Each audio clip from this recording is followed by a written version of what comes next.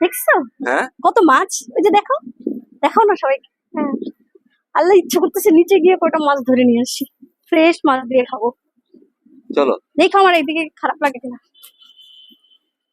দেখি দেখি দেখি তোমাকে দেখি, তুমি তো পর্যটক হয়ে গেলা।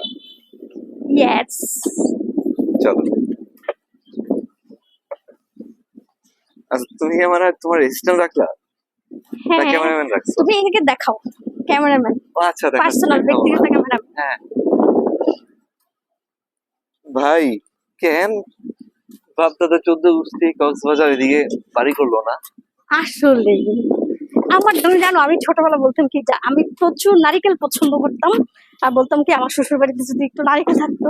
তবে এখন ক্র্যাভিংটা কমছে, কিন্তু পানির প্রতি ক্র্যাভিং কমে নাই। কিন্তু যাই হোক, হ্যাঁ শ্বশুর বাড়ির আদি গোষ্ঠী আবার ভোলাতে, তো আশেপাশে পানি আছে।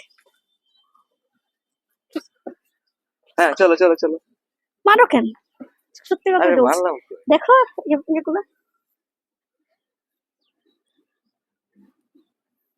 ক্লোজ করে এখানে ছবি দাও, এখানে ছবি তুলবো, ক্লোজ।